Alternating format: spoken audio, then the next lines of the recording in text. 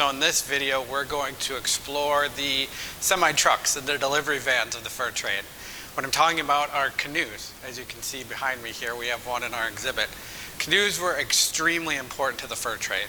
Without canoes, the fur trade would have not been as large, the network wouldn't have been as big, and it wouldn't have been as successful between the native groups that lived here and the Europeans and later the Americans. So what we're going to look at today are a few different designs. We're going to be looking at the dugout canoe, we're going to look at the birch bark canoe, we're going to see how they were modified and how they were made by native groups and that later by European and American groups. So let's explore the delivery vans of the fur trade.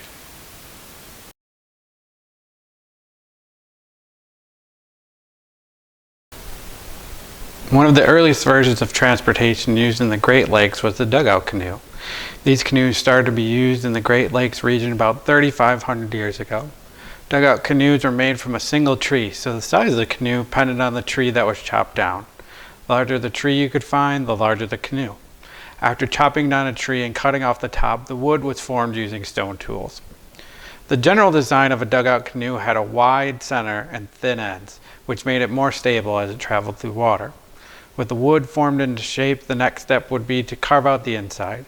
This was done using tools like an adze or by using a controlled fire to burn the inside. Once enough of the inside was burned and the fire extinguished, the charred wood was carved out. Dugout canoes' arrival in the Great Lakes was a significant innovation for native people in the region. They made for easy navigation through the waterway, which improved the vast trading network. With dugout canoes, large amounts of cargo could be transported fairly easily. On average, dugout canoes used in the Great Lakes region measured 16 feet and weighed 1,750 pounds. Some dugout canoes have been large enough to transport 20 people. These canoes provide an advantage to those who had them, but there was one major drawback. With dugout canoes being made from one piece of wood, the canoes were very heavy. This proved a challenge for traders, hunters, and fishermen who used them for two reasons. First, their weight made them hard to paddle in the water. Once a dugout canoe was in motion and gained momentum, it was hard to change direction, move side to side, and stop. Also, the weight made it challenging to carry over land. Imagine the river you're on does not connect to a river nearby, which you need to get to your destination. It was very challenging and in times impossible to carry dugout canoes through the forest and new waterways. While dugout canoes provided a better means of getting through water, they were not effective for overland travel.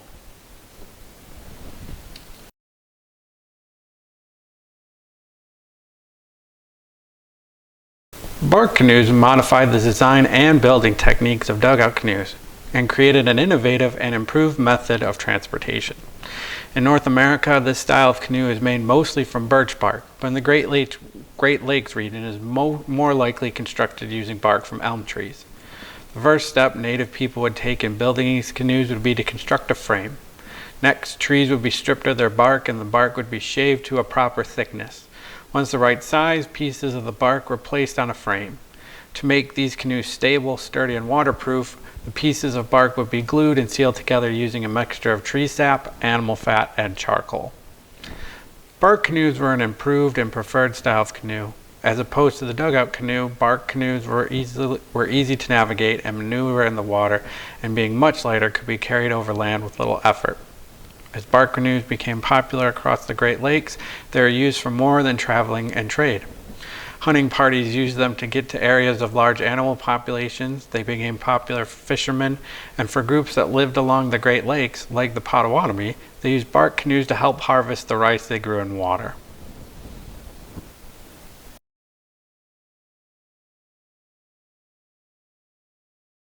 As European fur traders entered this area and traded with the Miami and Potawatomi living here, bark canoes became more widespread.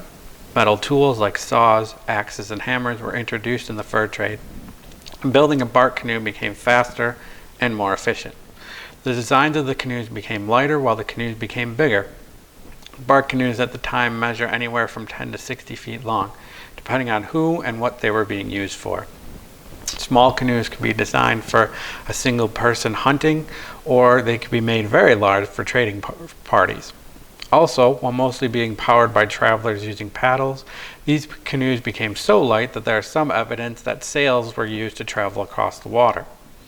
European traders adopted the native bark canoe design to serve their own purposes as they explored the Great Lakes and the rest of North America. Trading companies would decorate their bark canoes with symbols and flags as a form of advertisement. Think of today, the semi-trucks going down the highway with the company's name and design on the side. Fur traders were doing that same thing. Also, much like semi-trucks today, traders pushed the design of bark canoes to make them as big and as strong as possible. The size of the canoes trading companies would use would be around 36 feet in length and could carry over 6,000 pounds of goods. With canoes being able to carry so many goods and being easy to navigate through the water, the fur trading network between natives and Europeans became much larger than perhaps either side had anticipated.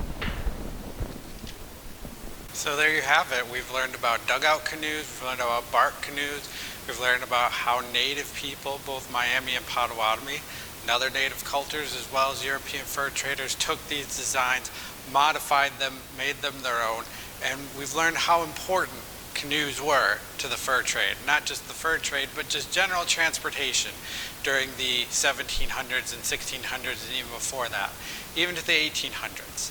Today, canoes are mostly used for recreation. They're made in all different sizes. Not many are made out of wood anymore, but those canoes harken back to a previous design, much like we have here, that were used for a very important purpose and were the delivery vans of the past.